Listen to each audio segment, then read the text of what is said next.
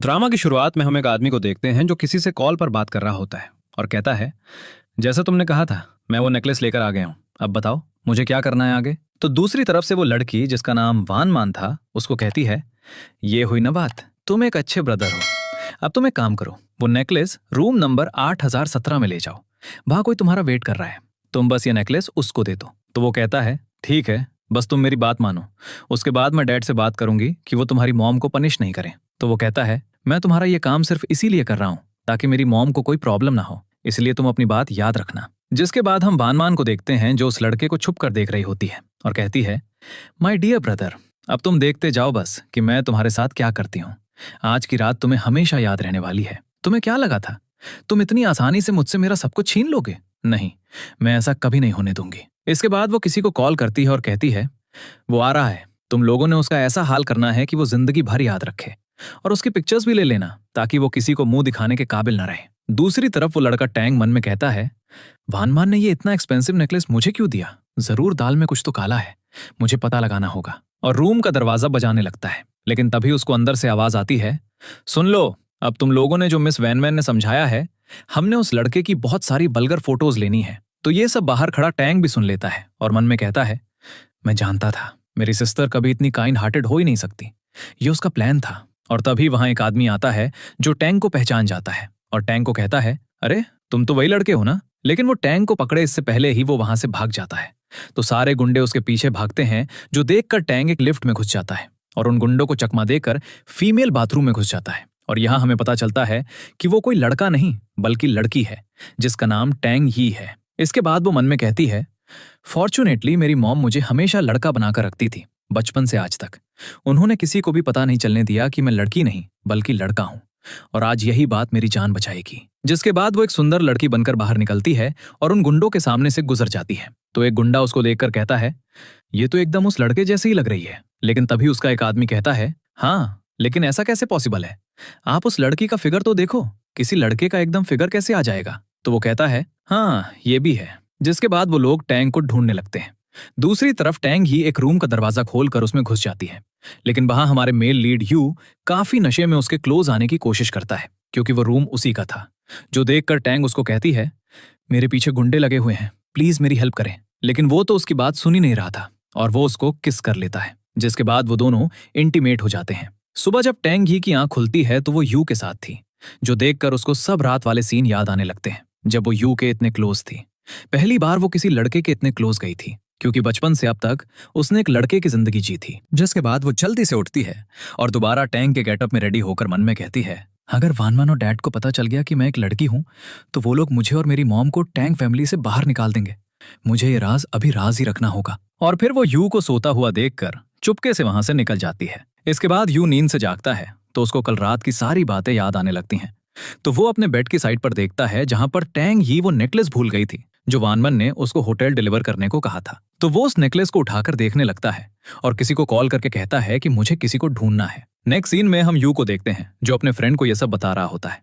तो उसका फ्रेंड बहुत हैरान होता है और कहता है, क्या मतलब तुम एक लड़की के साथ सोए हो? तो यू उसको वो नेकलेस देता है जिसको देखकर वो कहता है, हाँ ये तो किसी लड़की का ही है। ओह माय गॉड, तुम्हें पता है मुझे कितनी खुशी हो रही है ये सुनकर, क्योंकि हर टाइम तो तुम मुझसे चिपके रहते हो। तुम्हें पता है हर जगह ये र्यूमर्स पहले होते हैं कि तुम्हारा मेरे साथ चक्कर चल रहा है। फाइनली अब मैं खुद को थोड़ा क्लीन फील कर रहा हूँ, अब तो मैं इस लड़की को ढूंढ कर ही रहूंगा। तो यू कहता है, हाँ थोड़ा और चिल्लाकर बोलो ताकि सब लोगों को पता चल जाए कि कल रात मैंने किसी लड़की के साथ नाइट स्पेंड की है। तो वो उसको सॉरी कहता है और अपने मोबाइल में चेक करने लगता है और यू को बताता है, ये नेकलेस लिमिटेड एडिशन का है और चाइना में सिर्फ टैंग फैमिली की बड़ी डॉटर ने ही इसको खरीदा है। यानी जो लड़की तुम्हारे साथ कल रात को थी वो टैंग फैमिली की डॉटर थी। तो यू वहां से चला जाता है, जो देखकर असिस्टेंट उसको कहता है, अरे कहाँ जा रहे हो, रुको। और वो भी उसके पीछे चला जाता है। दूसरी तरफ हम टैंग को देखते हैं जो घर आता है तो उसके डैड बहुत गुस्से में होते हैं, जो देखकर वो अपने डैड से कहता है, क्या हुआ है, आप बस यहाँ जमा क्यों हुए हैं? तो उसके डैड उसके मुंह पर एक जोर का थप्पड़ मारते हैं। तो वो शॉक्ड हो जाता है और कहता है,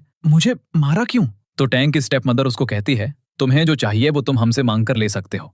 तो फिर तुमने अपनी ही सिस्टर का नेकलेस चोरी क्यों किया? तुम हर बार भूल क्यों जाते हो कि तुम टैंग फैमिली के सन हो? चोरी करना तुम्हें शोभा नहीं देता। तभी टैंग के डैड उसको कहते हैं, तुम्हारी मॉम ने तुम्हें यही सब सिखाया है, चोरी करना? तो वो कहता है, मेरी मॉम के बारे में आप कुछ मत कहिए, आपने उनको धोखा दिया। इस मिस्ट्रेस को घर में लाकर मेरी मॉम की हालत इतनी खराब हो गई है कि वो अब अपना हॉस्पिटल बिल तक पे नहीं कर सकती। ये सब आपकी वजह से ही हुआ। और हाँ, मैंने ही वान का नेकलेस लिया था। लेकिन अभी वो बोल ही रहा होता है कि उसके डैड उसको एक जोर का थप्पड़ मारते हैं और कहते हैं, ये तुम कैसे बात कर रहे हो मुझसे? और देखा तुमने, मान ही लिया ना कि तुमने ही चोरी की है। अब देखो मैं तुम्हारा क्या हाल करता हूँ। तुम्हारी मॉम ने तो तुम्हें कुछ सिखाया नहीं, लेकिन मैं तुम्हें सब सिखाकर ही रहूंगा। जिसके बाद वो हंटर मंगवाकर उससे टैंग की अच्छी धुलाई करते हैं और टैंग वो चुपचाप बर्दाश्त करता है। जबकि ये सब देखकर उसकी स्टेप मॉम और वान मान मन ही मन हंस रहे होते हैं। नेक्स्ट सीन में हम यू को देखते हैं जो अपने असिस्टेंट के साथ कहीं जा रहा होता है। तभी उसका असिस्टेंट शॉक्ड होकर कार रोकता है और शॉक्ड होकर कहता है, सीरियसली तुम उस लड़की से शादी करना चाहते हो? तो वो कहता है, हाँ। तो असिस्टेंट यू को कहता है, ये सब इतना भी सिंपल नहीं है जितना तुम समझ रहे हो। और वो लड़की, मैंने उसके बारे में इंफॉर्मेशन निकाली है, वो तो बिल्कुल तुम्हारे टाइप की लड़की नहीं है। वो लड़की तो बहुत ही चालाक है। मुझे नहीं लगता कि तुम्हें उससे शादी करने के बारे में सोचना भी चाहिए। तो यू के सामने तांगी का फेस आ जाता है और वो मन में कहता है, इतना इनोसेंट फेस किसी को धोखा कैसे दे सकता है? जिसके बाद वो अपने असिस्टेंट को कहता है, मुझे तुम बस उनके घर ले चलो, ज्यादा बातें नहीं बनाओ। दूसरी तरफ वैन वैन टांग के हाथ पर अपना पांव रखकर उसको और तकलीफ दे रही होती है और कहती है, अगर तुमने दोबारा मुझसे पंगा लेने की कोशिश भी की तो मैं तुम्हारा हाल इससे भी बुरा करवाऊंगी और तुम्हारी मॉम के मेडिकल एक्सपेंसेस भी बंद करवा दूंगी। तो समझदारी इसी में है कि चुपचाप मेरी बात मान लिया करो। तो वो कहता है, हाँ, मैं अपनी मॉम के लिए तुम्हारी कोई भी बात मानने को तैयार हूँ। तभी एक सर्वेंट वहां आती है और वैन वैन को कहती है, मिस्टर यू आपसे मिलने आए हैं। तो वो बहुत हैरान होती है और कहती है, उसको मुझसे क्या काम पड़ा कि वो पर्सनली यहाँ आया है? जिसके बाद वो टैंग को कहती है, जाओ और जाकर सर्वेंट्स वाले कपड़े पहन लो, मेहमानों के सामने मुंह खोलने की हिम्मत मत करना। तो वो कहता है, ठीक है। जिसके बाद यू अंदर आता है तो टैंग को देखकर सोच में पड़ जाता है और टैंग से पूछता है, क्या मैं तुम्हें जानता हूँ? तो वो कहता है, नहीं, ऐसा कैसे हो सकता है? मैं तो एक मामूली सा सर्वेंट हूँ और आप इतने बड़े आदमी, मैं आपसे पहले कभी नहीं मिला। लेकिन यू को टैंग को देखकर टैंग ही याद आ रही होती है। अभी वो टैंग को ध्यान से देख ही रहा होता है कि वैन वैन के पेरेंट्स वहां पर आ जाते हैं और वो यू को अपने घर में देखकर बहुत सरप्राइज होते हैं और उसके डैड कहते हैं, व्हाट अ प्लेजेंट सरप्राइज, आप यहाँ? तो यू अपनी पॉकेट से वो नेकलेस निकालता है और कहता है, मैं यहाँ मिस वैन वैन से मिलने आया था। ये सुनकर वैन वैन और उसके पेरेंट्स तो बहुत खुश हो जाते हैं और वैन वैन कहती है, हाँ हाँ, ये नेकलेस मेरा ही है। इधर टैंग बाहर आता है तो उसको बहुत सारे बॉक्सेस उठाने के लिए दे दिए जाते हैं, जिन्हें उठाकर उसकी तो हालत ही खराब हो जाती है। एक तो उसके डैड ने उसको इतना मारा था और अब उससे इतनी मेहनत भी करानी पड़ रही थी। इतना तो कोई रियल लड़का भी नहीं कर पाता। और तभी वहां वैन वैन आती है और गुस्से से उसके सामने वो नेकलेस करती है और कहती है, तुम तो मेरी सोच से भी ज्यादा चालाक निकले। तो ये सुनकर टैंग को लगता है कि शायद वो पकड़ा गया और वैन वैन को कहता है, नहीं, वो गलती से मैंने ये नेकलेस किसी और रूम में दे दिया था। तो वैन वैन कहती है, लेकिन यू तो कह रहा है जिस लड़की का ये नेकलेस है उसके साथ उसने रात गुजारी है। ये सुनकर वो एकदम चुप हो जाता और कहता है, हाँ, वो मैंने ही उस लड़की को भेजा था, उनके पास मैंने सोचा वो खुश हो जाएंगी। तो वो कहती है, अपनी पूरी लाइफ में तुमने एक ही तो अच्छा काम किया है। अब मेरी बात ध्यान से सुनो, तुम ये बात किसी को नहीं बताओगे कि वो लड़की मैं नहीं जिसने यू के साथ रात गुजारी है। अगर तुमने किसी को ये बात बताने की कोशिश भी की तो मैं तुम्हें और तुम्हारी मॉम को खत्म करवा दूंगी, समझे? तो टैंग कहता है, ठीक है, मैं नहीं बताऊंगा। जिसके बाद वो अपने रूम में बैठा अपने सारे जख्मों पर दवाई लगा रहा होता है और मन में सोचता है, आखिर कब तक उसको एक लड़के की लाइफ जीनी पड़ेगी। तभी उसको अपनी मॉम की बात याद आती है, अगर तुम बॉय के गेटअप में रहोगी तभी तुम्हें टैंग फैमिली की प्रॉपर्टी मिलेगी और तुम्हें अपना हक हर हाल में लेना ही होगा। नेक्स्ट सीन में हम यू को देखते हैं जो अपने असिस्टेंट के साथ क्लब में बैठा ड्रिंक कर रहा होता है। तभी उसका असिस्टेंट उसका मूड देखकर कहता है, क्या हुआ, अब तो तुमने उस लड़की को भी ढूंढ लिया है, तो क्या तुम सेटिस्फाई नहीं हुए अभी तक? तो यू उसको कहता है, नहीं, क्या तुम्हें सच में यकीन है कि ये वही लड़की है जिसके साथ मैंने नाइट स्पेंड की थी? तो असिस्टेंट कहता है, हाँ, वैन वैन ही वो लड़की है, मैंने होटल की सीसीटीवी फुटेज चेक की है। उस टाइम वैन वैन ही उस होटल में आई थी और उस नेकलेस के बारे में पता करने पर भी यही पता चला था कि वो नेकलेस वैन वैन का ही है। और तभी वहां पर टंग आकर उनको ड्रिंक सर्व करता है, जो देखकर यू उसको कहता है, अरे तुम तो वही हो ना जो टैंग फैमिली के घर काम करते हो, तुम यहाँ कैसे? क्या तुम्हें टैंग फैमिली सही पे नहीं कर रही जो तुम यहाँ इस टाइप की जगह पे जॉब कर रहे हो? तो टंग कहता है, काम काम होता है, मुझे कोई काम छोटा या बड़ा नहीं लगता। और वहां से जाना ही लगता है कि एक आदमी उसके पास आ जाता है और उसको लड़की समझ के फ्लर्ट करने लगता है। तो टंग कहता है, आप गलत समझ रहे हो, मैं लड़की नहीं लड़का हूँ। जो सुनकर वो कहता है, अरे नहीं, तुम तो लड़की लग रहे हो, मुझे अपनी शर्ट उतार के दिखाओ। और टंग के साथ बर्दाश्ती करने लगता है। तभी टंग यू को एकदम वैसा ही हेल्प के लिए बुलाती है जैसे कल रात को टंग ही ने बुलाया था। जो सुनकर पहले तो वो हैरान होता है, लेकिन फिर उसकी हेल्प करने के लिए उठ जाता है और उस आदमी को एक किक मारकर नीचे फेंक देता है। इसके बाद वो गार्ड्स को बुलाता है और कहता है, ले जाओ इस आदमी को यहाँ से। तो गार्ड्स उस आदमी को बाहर निकाल देते हैं, जिसके बाद टैंग भी वहां से चला जाता है। तो यू को एकदम टैंग का ख्याल आता है कि कहीं उसको ज्यादा चोट तो नहीं लगी, और यही सोचकर वो उसके पीछे जाता है जहां वो शर्ट पहन रहा था। तो यू को देखकर वो जल्दी से शर्ट पहन लेता है, जो देखकर यू कहता है, अरे तुम इतना घबरा क्यों रहे हो? मैं तो सिर्फ ये देखने आया था कि कहीं तुम्हें कोई चोट तो नहीं लगी। तो टैंग कहता है, थैंक यू पूछने के लिए, मुझे कोई चोट नहीं लगी। लेकिन यू उसके शर्ट के नीचे देखता है जहां उसको हंटर के निशान दिख जाते हैं, और वो कहता है, लेकिन तुम्हें तो बहुत चोट लगी है, देखो तो। टैंग जल्दी से उसका हाथ पीछे कर देता है और वहां से जाने लगता है। तभी यू उसको पकड़ता है, जिससे वो दोनों एक दूसरे के बहुत क्लोज आ जाते हैं। और यू मन में सोच रहा होता है, ये मुझे क्या हो रहा है, एक लड़के के लिए फीलिंग्स आ रही हैं। और उसको किस करने ही वाला होता है कि टैंग वहां से भाग जाता है। इसके बाद यू किसी को कॉल करता है और कहता है, मुझे टैंग के बारे में सब कुछ इन्वेस्टिगेशन करके बताओ। नेक्स्ट सीन में असिस्टेंट बेचारा भागता हुआ यू के पास आता है और कहता है, एक तो मुझे समझ नहीं आता, तुम हमेशा गलत लोगों की इन्फॉर्मेशन ही क्यों निकलवाते हो मुझसे।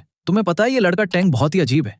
स्कूल में इसको स्कूल से निकाल दिया गया, कॉलेज के टाइम पर भी इसने कॉलेज में बहुत बार चोरी करते हुए पकड़ा गया, और अभी रिसेंटली इस पर इसकी अपनी बहन के नेकलेस को चोरी करने का इल्जाम लगा है। और सबसे इंपॉर्टेंट बात जो मैं तुम्हें बताना ही भूल गया, इसको लड़कियां बिल्कुल नहीं पसंद, बल्कि सुनने में आया है कि ये गे है। तो यू को याद आता है कैसे वो दोनों आज क्लोज थे। इसके बाद वो असिस्टेंट को कहता है, पता करो क्या टैंग को पैसों की जरूरत है। ये सुनकर वो टैंग को हैरान होकर देखने लगता है और कहता है, एक मिनट, आपको उसकी इतनी फिक्र क्यों हो रही है? कहीं आप भी तो उसके चक्कर में हो गए? तो यू कहता है, बकवास बंद करो, जो काम बोला है बस वो करो। जिस पर असिस्टेंट कहता है, अच्छा जा रहा हूं। लेकिन फिर एकदम यू की तरफ मुड़ता है और कहता है, मेरी ये बात हमेशा याद रखो, तुम सिर्फ मेरे हो, मैं तुम्हें किसी और का होने नहीं दूंगा कभी भी। ये सुनकर यू उसको फाइल मारता है तो वो वहां से भाग जाता है। इसके बाद यू टैंग के बारे में सोचने लगता है और मन में कहता है, तुम्हारे बारे में कुछ तो सस्पिशियस है और वो मैं पता लगा कर ही रहूंगा। इधर हम टैंग को देखते हैं जो अपनी मॉम से मिलने हॉस्पिटल आता है और उनके लिए सूप बनाकर लाता है। तो उसकी मॉम उससे पूछती हैं, किसी को तुम्हारी रियल आइडेंटिटी के बारे में तो पता नहीं चला ना? तो वो कहता है, नहीं मॉम, किसी को पता नहीं चला, लेकिन मुझे और कब तक ऐसे लड़के के गेटअप में रहना पड़ेगा? जिस पर वो कहती हैं, तब तक जब तक तुम्हें प्रॉपर्टी में तुम्हारा हिस्सा नहीं मिल जाता। तुम्हें मेरे लिए लड़ना होगा, अपनी माँ के हक के लिए। अगर उनको पता चला कि तुम एक लड़की हो तो वो तुम्हें आसानी से अपने रास्ते से हटा देंगे। तो वो कहता है, ठीक है मॉम, आप फिक्र मत करें, अब मुझे वापस घर जाना होगा। और वहां से चला जाता है। जिसके बाद वो बाहर आता है तो वो देखता है कि ये बुजुर्ग आदमी अपनी व्हीलचेयर से गिरने ही वाले हैं अपनी वाटर बॉटल उठाने की कोशिश में। जो देखकर वो भागकर उनके पास जाता है और उनको वो बॉटल उठाकर दे देता है। जो देखकर वो बहुत खुश हो जाते हैं और उसको कहते हैं, प्रिटी गर्ल, थैंक यू। तो ये सुनकर वो कहता है, आप गलत समझ रहे हैं, मैं लड़की नहीं हूं, मैं एक लड़का हूं। ये सुनकर वो हंसने लगते हैं और कहते हैं, मैं बूढ़ा जरूर हो गया हूं, लेकिन मैंने तुम्हें पहली नजर में ही देखकर पहचान लिया था कि तुम एक लड़की हो। हाँ मुझे पता है, जरूर तुम्हारी कोई मजबूरी होगी जो तुम ऐसे लड़के के गेटअप में रह रही हो। मैं विश करता हूं कि तुम्हारी वो प्रॉब्लम जल्द ही सॉल्व हो जाए। ये सुनकर वो स्माइल करती है और ग्रैंडपा को थैंक यू कहता है। इसके बाद टैंग ग्रैंडपा को कहता है, आपका यहाँ ऐसे अकेला सेफ नहीं, चलिए मैं आपको आपके वार्ड तक छोड़ देता हूँ, और उनके साथ लेकर जाने लगता है। तभी ग्रैंडपा उसको कहते हैं, तुम तो बहुत प्यारी बच्ची हो, अगर मेरे ग्रैंडसन की एंगेजमेंट नहीं हुई होती तो मैं तुम्हें अपनी डॉटर इन लॉ बना लेता। इधर यू हॉस्पिटल आता है तो नर्स उसको बताती है कि ग्रैंडपा अपने रूम में नहीं है, वो पता नहीं कहाँ चले गए। तभी टैंग वहां पर ग्रैंडपा को लेकर आ जाता है तो यू टैंग को देखकर हैरान रह जाता है।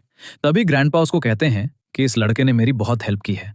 तो यू उसको थैंक यू कहता है और कहता है, चलो मैं तुम्हें घर तक ड्रॉप कर देता हूँ। इसके बाद टैंग उसके साथ कार में बैठता है। तभी यू टैंग को कहता है, क्या चाहिए तुम्हें? टैंग कहता है, क्या मतलब? तो वो कहता है, ये सब क्यों कर रहे हो? मुझे सब समझ में आ रहा है, तुम ये सब मेरी अटेंशन पाने के लिए कर रहे हो और अब तुम ग्रैंडपा को यूज कर रहे हो। तुम्हारा क्या मोटिव है इस सब के पीछे? तो टैंग कुछ कहने लगता है, लेकिन तभी यू उसको कहता है, मुझे इससे कोई लेना देना नहीं है कि तुम्हारा क्या मोटिव है।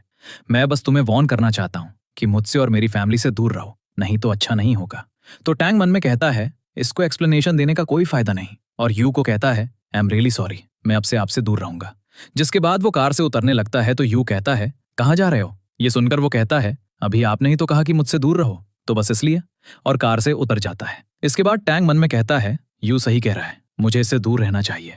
मैं एक लड़का हूं अब, और ऐसे यू के लिए फीलिंग्स रखना बिल्कुल भी ठीक बात नहीं है। मुझे अपनी लिमिट्स में रहना चाहिए। इसके बाद वो घर पर जाता है जहां वैन वैन और उसकी स्टेप मॉम एक लेडी के साथ बैठी होती हैं।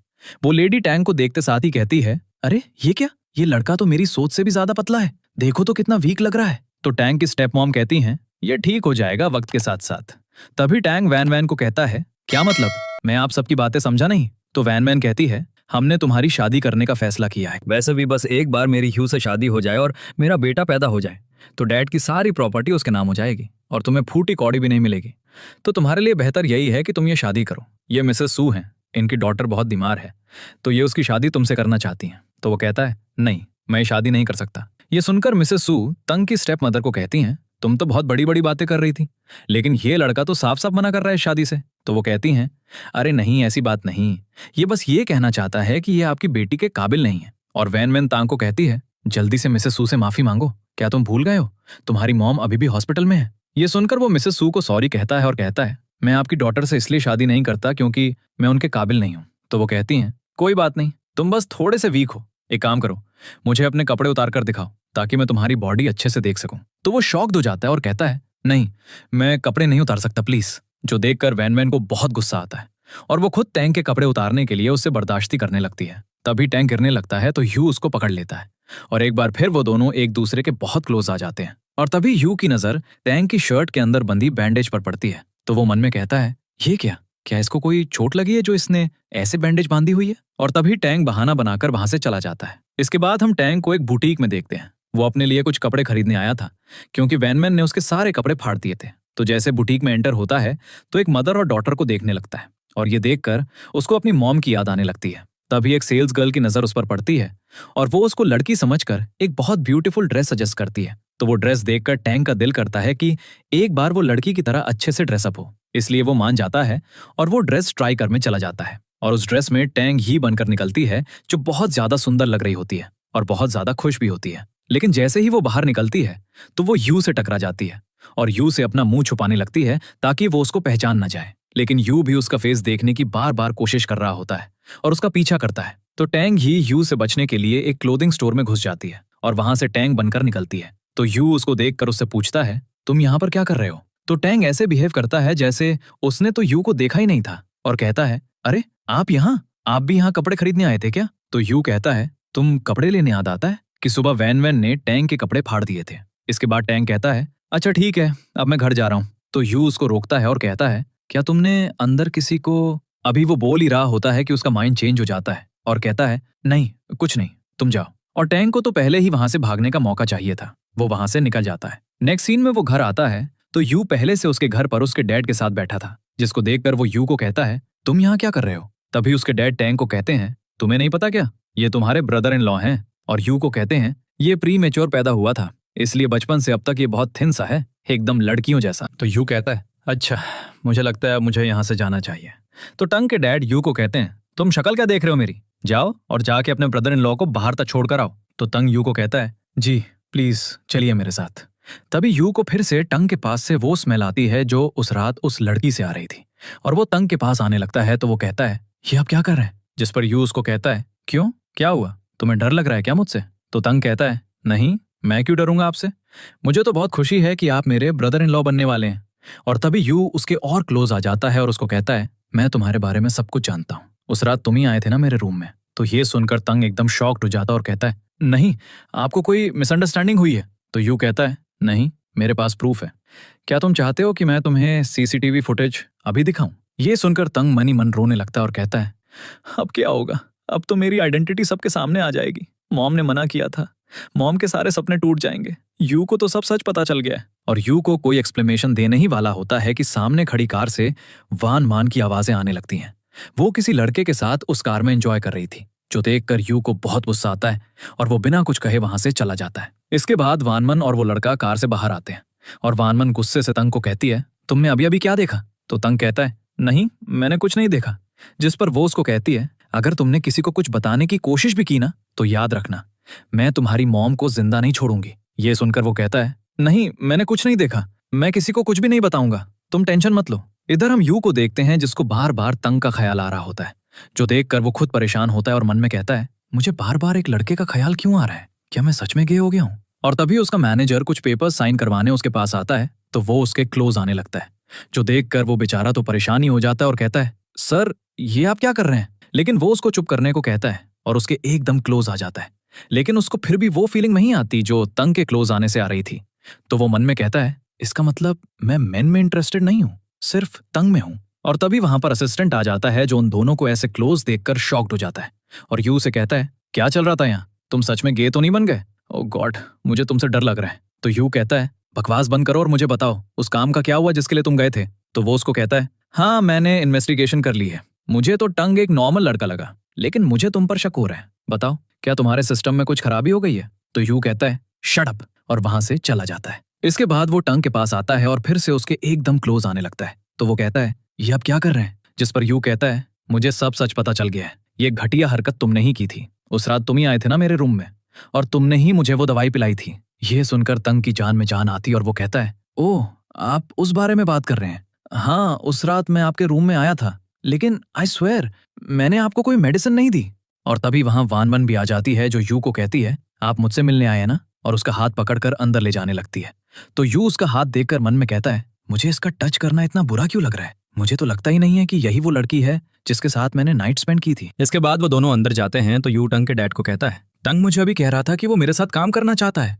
ये सुनकर उसके डैड बहुत खुश हो जाते हैं और कहते हैं, हाँ क्यों नहीं, जरूर, मुझे तो बहुत खुशी हो गई। ये सुनकर टैंग भी सोच रहा होता है, मैंने कब कहा? लेकिन अपने डैड के कहने पर वो कुछ कह नहीं पाता और उसके साथ काम करने के लिए तैयार हो जाता है। दूसरी तरफ हम वान को देखते हैं, जो इस बात से बहुत गुस्सा होती है और उसका बॉयफ्रेंड उसका मूड ठीक करने की कोशिश कर रहा होता है और कहता है, तुम उस छोटे से दिखने वाले लड़के के लिए अपना मूड क्यों खराब कर रही हो? मैं तो कहता हूं तुम उसकी फिक्र छोड़ दो। मेरे पास एक प्लान है जिसके बाद हमारी उससे हमेशा के लिए जान छूट जाएगी। तो वो कहती है, क्या मतलब? जिस पर वो वान को कहता है, अगर उसको कुछ हो जाए तो ये सारी प्रॉपर्टी सिर्फ तुम्हारी हो जाएगी और उसको कोई हिस्सा भी नहीं देना पड़ेगा। ये सुनकर वो कहती है, क्या मतलब? तुम उसको मारना चाहते हो? नहीं नहीं, ये इलीगल है, हमें जेल हो जाएगी। तो वो कहता है, जब किसी को पता ही नहीं चलेगा तो हमें कोई कुछ नहीं कहेगा, तुम फिक्र मत करो। ये सुनकर वान का मूड अच्छा हो जाता है और वो दोनों रोमांस करने लगते हैं। इधर टैन को कुछ लोग किडनैप कर लेते हैं और वो उसको एक क्लब में ले जाते हैं अपने बॉस के साथ, जो टंग जैसे लड़कों में इंटरेस्टेड था। तो टंग उसका ध्यान भटकाने के लिए ऐसे प्रिटेंड करता है जैसे वो भी उसके साथ नाइट स्पेंड करने में इंटरेस्टेड है और कपड़े चेंज करने के बहाने सारे गुंडों को रूम से बाहर भेज देता है, जिसके बाद वो उस गुंडे के सर पे वार करके वहां से भाग जाता है। दूसरी तरफ यू भी उसी क्लब में आया होता है, क्योंकि चैन को ऐसा लग रहा था कि वो लड़कियों से बहुत दूर रहता है, तभी उसको लड़के पसंद आने लगे हैं। इसलिए वो यू को लेकर क्लब आया था और एक लड़की को उसको अच्छे से सर्व करने को कहा था।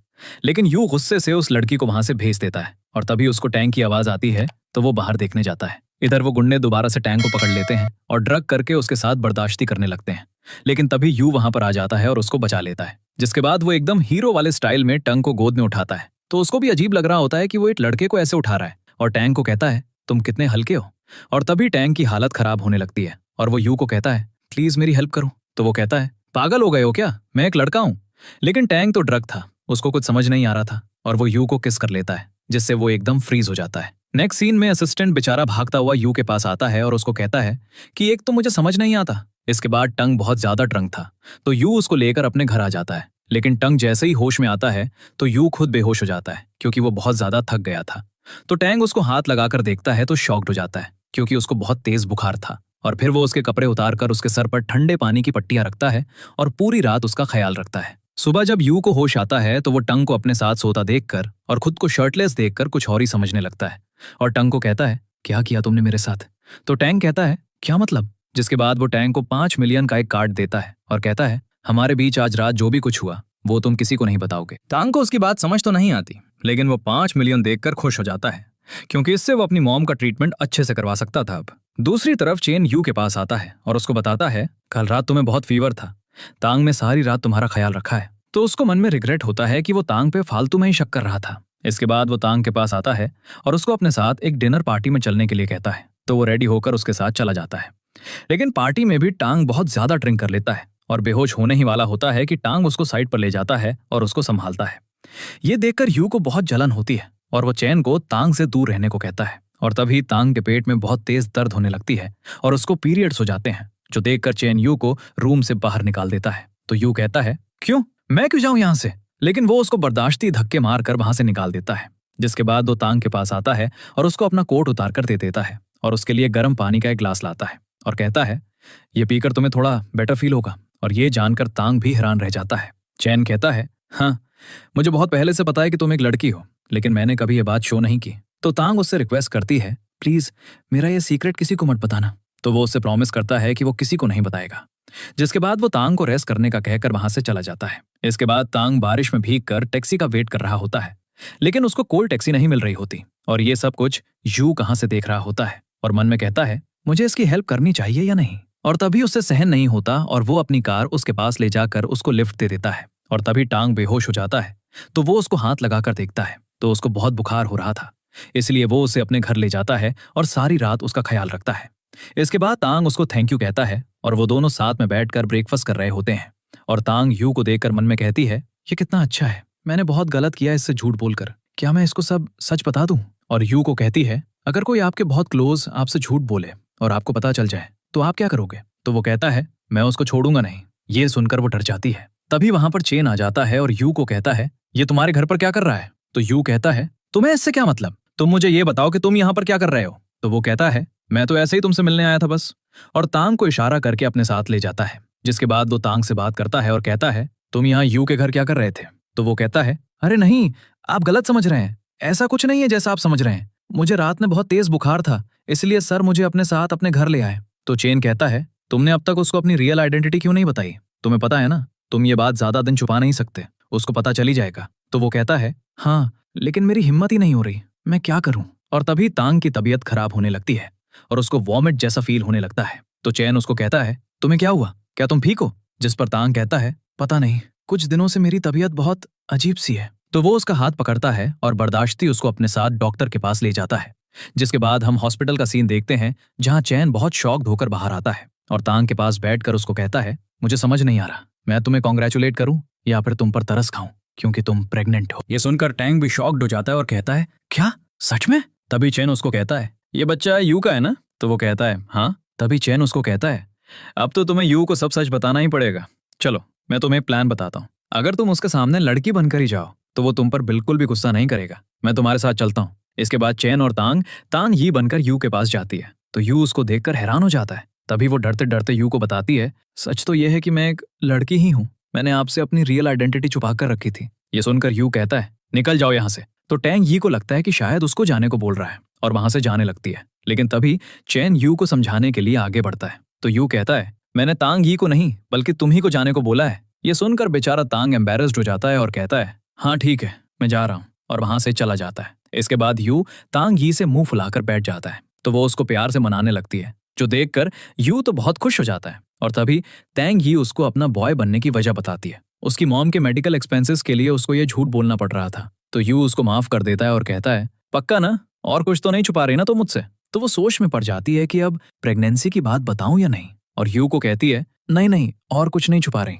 तो वो उसको गोद में उठाकर बेड पर लिटा देता है और रोमांस करने ही वाला होता है कि टैंग ही उसको रोकती है और कहती है, मैं प्रेग्नेंट हूँ। ये सुनकर वो पहले तो सरप्राइज हो जाता है, लेकिन बाद में बहुत ज्यादा खुश होता है और तैंग ही को थैंक यू कहने लगता है। नेक्स्ट सीन में यू और तैंग ही एक साथ ऑफिस जा रहे होते हैं। तभी टैंग यू को कहती है, मुझे अच्छा नहीं लग रहा है ऐसे आपका हाथ पकड़ के ऑफिस जाते हुए, और प्लीज आप मुझसे वादा करो कि किसी को कुछ नहीं बताओगे कि मैं एक लड़का नहीं बल्कि लड़की हूँ। तो वो कहता है, हाँ आई प्रॉमिस, मैं नहीं बताऊंगा, लेकिन तुम मेरा हाथ पकड़ सकती हो, वैसे भी तुम मेरी असिस्टेंट हो, और अगर कोई हमारे बारे में र्यूमर्स फैलाएगा भी तो फैलाने दो, मुझे कोई परवाह नहीं किसी की भी। तो वो खुश हो जाती है। इसके बाद वो दोनों एक साथ ऑफिस में एंटर होते हैं तो बहुत सारे लोग उनको नोटिस करते हैं और कहते हैं, शायद टैंग प्रेसिडेंट का ब्रदर इन लॉ है, इसलिए इनके इतने क्लोज है। नेक्स्ट सीन में यू टैंग के क्लोज आने की कोशिश कर रहा होता है। तभी वो उसको कहती है, मैंने आपको कहा था ना, आप ऐसा कुछ नहीं करोगे जिससे मेरी आइडेंटिटी एक्सपोज हो जाए। तो वो कहता है, हाँ तो मैंने क्या किया? जिस पर वो उसको कहती है, ये क्या है, अगर किसी ने देख लिया तो प्लीज आप एकदम नॉर्मल बिहेव करो।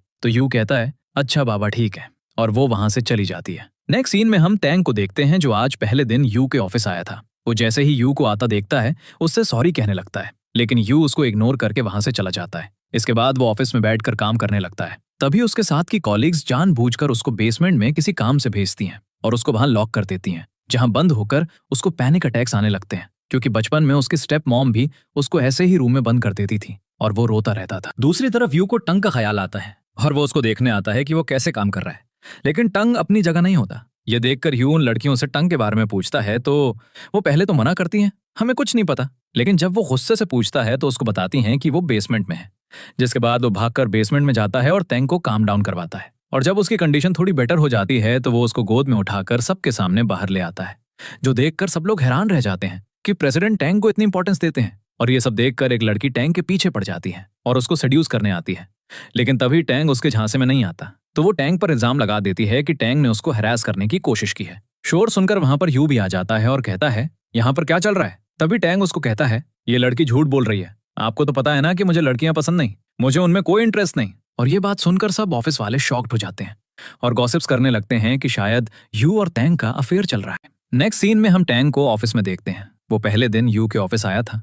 वैन मैन ऑफिस में आती है और उसको कुछ लड़कियों से पता चलता है कि टैंग प्रेसिडेंट के बहुत क्लोज हैं आजकल, और आज तो सुबह वो दोनों एक ही कार में ऑफिस आए हैं। ये सुनकर उसको टैंग पर बहुत गुस्सा आता है और वो सबके सामने जाकर टैंग को थप्पड़ मारती है और कहती है, क्या चल रहा है ये? तो टैंग भी उसको थप्पड़ मारता है और कहता है, तुम सबके सामने मेरी ऐसे इंसल्ट नहीं कर सकती, समझी बात? और तभी शोर सुनकर वहां पर यू मैन आ जाते हैं और कहते हैं, यहां पर क्या चल रहा है? तो वैन मैन कहती है, ये देखो ना, इसने मुझे मारा। लेकिन यू वैन मैन को ऐसे इग्नोर करता है जैसे वो वहां पर, और टैंग को देखने लगता है कि कहीं उसको चोट तो नहीं लगी, जो देखकर वैन वैन को बहुत ज्यादा गुस्सा आता है और वो यू को कहती है, तो मुझे ऐसे क्यों नहीं कर सकते, हम दोनों की शादी होने वाली है। तो ये सुनकर यू उसको कहता है, ओ हाँ, मैं तुम्हें ये बात बताना ही भूल गया था कि अब मैं तुमसे शादी नहीं करने वाला। तो सुनकर वो एकदम सॉफ्ट हो जाती है और कहती है, ये क्या बोल रहे हो? तो वो कहता है, हाँ मैं सच बोल रहा हूँ, मुझे तुमसे शादी करने में कोई इंटरेस्ट नहीं है, क्योंकि मुझे तुम्हारी सच्चाई पता चल चुकी है। और उसको वहां से निकाल देता है। इसके बाद वो टैंग से पूछता है, क्या तुम ठीक हो? और उसको अपने ऑफिस में आने के लिए कहता है, लेकिन वो मना कर देता है और कहता है, अभी मेरा कुछ काम पेंडिंग पर है, मैं वो करके आता हूँ। तो कहता है, ठीक है, और वहां से चला जाता है। इसके बाद टैंग सोच में पड़ जाता है और मन में कहता है, मेरी वजह से प्रेसिडेंट की रेपुटेशन बहुत खराब हो रही है, अच्छा यही होगा कि मैं यहाँ से चला जाऊं। और अपना डिजाइन बनाकर मैनेजर को दे देता है और कहता है, प्लीज ये मेरी तरफ से प्रेसिडेंट को दे देना। जो देखकर मैनेजर थोड़ा शॉक्ड होता है और कहता है, तुम ये जॉब छोड़कर क्यों जाना चाहते हो? क्या तुम्हें यहाँ पर कोई दिक्कत है? तो वो कहता है, नहीं, मेरी अपनी पर्सनल जिंदगी की वजह से मैं यहाँ से जा रहा हूँ। तो वो कहता है, ठीक है, तुम्हारे कहने पर मैं ये प्रेसिडेंट तक पहुंचा दूंगा, लेकिन ये एक्सेप्ट होगा या नहीं इसकी गारंटी मैं नहीं ले सकता। तो टैंग कहता है, ठीक है। इसके बाद मैनेजर यू के पास टैंग का रेजिग्नेशन लेटर लेकर जाता है, तो वो बहुत गुस्सा करता है और उसको रिजेक्ट कर देता है और टैंग के पास जाकर उसको अपने ऑफिस में आने को कहता है। तो वो उसके ऑफिस में आता है। तभी यू टैंग से कहता है, क्या प्रॉब्लम है, क्या तुम मेरे पास नहीं रहना चाहते? तो वो कहता है, रहना चाहता हूँ, लेकिन आप प्रॉमिस करें कि नेक्स्ट टाइम आप ऐसे सबके सामने मेरा फेवर नहीं लेंगे, मुझे बिल्कुल अच्छा नहीं लगता। तो वो कहता है, अच्छा ठीक है। और वो दोनों बातें कर रहे होते हैं, तभी टैंग की मॉम की कॉल आती है और वो उसको बहुत ज्यादा डांटने लगती हैं कि वो अब तक टैंग फैमिली के सन की पोजीशन क्यों नहीं ले पाया, और उसकी बात सुने बिना ही उसका फोन कट कर देती हैं, जिससे वो बहुत दुखी हो जाता है। इसके बाद यू उसकी मॉम से मिलने जाता है और उनको टैंग की इंजरीज की पिक्चर्स दिखाता है और बताता है, इतने सालों में टैंग फैमिली ने उसके साथ बहुत बुरा बिहेवियर रखा है। जो देखकर वो रोने लगती हैं और टैंग से माफी मांगने लगती हैं। वो बहुत गलत थी और उन्होंने टैंग के साथ बहुत ज्यादा गलत किया, उसको एक लड़का बनने पर फोर्स कर दिया, उससे उसकी सारी लाइफ ही छीन ली। तो यू उनको कहता है, आप फिक्र नहीं करें आंटी, मैं उन लोगों से एक एक चोट का बदला लूंगा।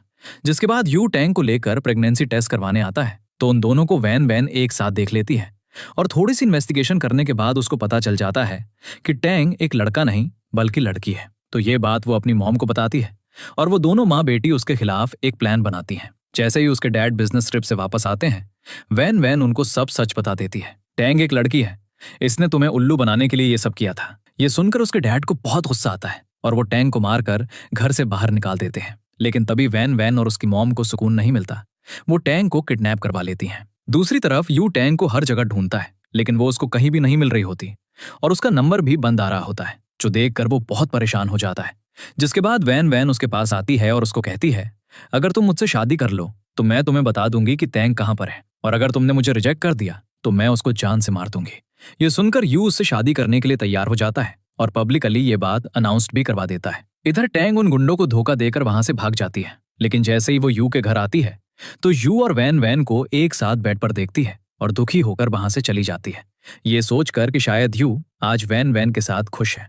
लेकिन सच तो ये था कि वैन वैन ने यू को ड्रग किया था, इसलिए उसको वैन वैन की शक्ल में टैंग दिख रही थी। लेकिन जैसे ही टैंग वहां से जाती है, वो वैन वैन को खुद से दूर कर देता है और उसको वहां से धक्के मारकर निकलवा देता है। इसके बाद चेन उससे कहता है, क्या तुम अब भी वैन वैन से शादी करोगे? तो वो कहता है, हाँ, मुझे उससे शादी करनी ही पड़ेगी, क्योंकि मैंने वादा किया है उससे, और टैंग को ढूंढने के लिए मैं कुछ भी करूंगा। जिसके बाद हम वेडिंग सीन देखते हैं, जिसमें वैन वैन ब्राइड बनी होती है और बहुत खुश भी होती है, क्योंकि आज उसका सपना पूरा होने वाला था। लेकिन यू उससे शादी नहीं करता, बल्कि उसके मुंह पर पेपर्स मारकर चला जाता है और सारी मीडिया के सामने उसकी सच्चाई भी ले आता है, जो देखकर सब लोग उसको बुरा भला कहने लगते हैं और उनकी टैंग फैमिली भी बैंकरप्ट हो जाती है। नेक्स्ट सीन में हम टैंग ही को देखते हैं, जो फाइनली एक लड़की के गेटअप में थी, जो उसकी असली पहचान थी, और अपने बेबी से बात कर रही थी। मैं तुम्हें हमेशा प्रोटेक्ट करूंगी, मुझे कोई फर्क नहीं पड़ता कि तुम लड़के हो या लड़की, मैं तुम्हें हर हाल में प्यार करूंगी। लेकिन तभी वहां वान वान कुछ गुंडे लेकर आ जाती है और टैंग को कहती है, तुमने मुझसे मेरा सब कुछ छीन लिया है, अब मैं तुम्हें भी नहीं छोड़ूंगी। और एक गुंडा उसके सर पर डंडा मारता है, जिससे वो बेहोश हो जाती है। टैंग की जब आंख खुलती है तो उसको चेयर पर बांधा हुआ था, जो देखकर वो वान वान को उसको छोड़ने के लिए रिक्वेस्ट करती है और कहती है मैं प्रेग्नेंट हूं। तो वो और भी गुस्सा हो जाती है और कहती है तुम्हारी वजह से मैंने अपना सब कुछ खो दिया, तो तुम्हें क्या लगता है कि मैं तुम्हारे इस बच्चे को किस दुनिया में आने दूंगी? नहीं, मैं इसको इस दुनिया में आने से पहले ही खत्म कर दूंगी। और अपने आदमियों को इशारा करती है इसको मारो। लेकिन तभी टैंग चाकू निकालकर अपने गले पर रख लेती है और कहती है अगर किसी ने भी आगे बढ़ने की कोशिश की तो मैं खुद ही अपने आप को मार लूंगी। और अपने पेट पर हाथ रखकर अपने बेबी से कहती है मुझे माफ कर देना, मैं तुम्हें प्रोटेक्ट नहीं कर पाई। और अपने गले पर चाकू चलाने ही वाली होती है कि यू वहां पर आ जाता है और उसको बचा लेता है। इसके बाद टैंग उसके गले लग जाती है और वान वान को यू के गार्ड्स पकड़ कर ले जाते हैं। इसके बाद यू टैंग से कहता है बस बहुत हो गई परेशानियां, अब हम दोनों एक दूसरे के साथ खुशी खुशी अपनी लाइफ गुजारेंगे। ये सुनकर वो स्माइल करती है। नेक्स्ट सीन में हम यू को देखते हैं जो तैयार होकर ऑफिस जाता है, लेकिन उसको उसके ऑफिस में ही जाने से गार्ड्स रोक रहे होते हैं। तो वो उनको गुस्से से कहता है क्या तुम लोग भूल गए हो मैं कौन हूँ, छोड़ो मेरा रास्ता। और ऑफिस में जाता है जहां उसके ऑफिस में उसकी चेयर पर टैंग बैठी काम कर रही होती है और उसको देखकर बहुत सरप्राइज हो जाती है और कहती है आप यहाँ पर क्या करने आए हैं, आप घर पर ही रहकर आराम करें ना, मैं हूं ना यहाँ काम करने के लिए। तो वो उसको कहता है यही तो प्रॉब्लम है, तुम्हें सिर्फ काम का ही ध्यान है, मेरा नहीं। तुम्हें पता है मैं तुम्हें कितना मिस कर रहा था और तुम हो कि बस काम की ही पड़ी हुई हो। और उसको गोद में उठाकर काउच पर लिटा देता है। इसके बाद वो दोनों रोमांस करने लगते हैं। सीन चेंज होता है, हम टैंग को हॉस्पिटल में देखते हैं जो लेबर पेन में होती है और यू बाहर बहुत ज्यादा परेशान होता है। और कुछ देर बाद ही वो एक प्यारी सी बेबी को डिलीवर करती है। लेकिन यू को बेबी से ज्यादा अपनी बेबी की फिक्र थी। वो सबसे पहले टैंग के पास जाता है और कहता है क्या तुम ठीक हो? तो वो कहती है हाँ मैं ठीक हूँ। उसके बाद उसको कहता है आज के बाद मैं तुम्हें दोबारा प्रेग्नेंट कभी नहीं करूंगा। मैंने देख लिया है कि तुम्हें कितना दर्द होता है, मैं तुम्हें दर्द में नहीं देख सकता। अगर मुझे पहले पता होता कि इतना दर्द होता है तो मैं तुम्हें कभी ये बेबी डिलीवर भी ना करने देता। और वो मन में गॉड को थैंक यू कहती है कि उसको इतना अच्छा लाइफ पार्टनर मिला। और इसके साथ ही हमारी एक क्यूट सी लव स्टोरी की हैप्पी एंडिंग हो जाती है।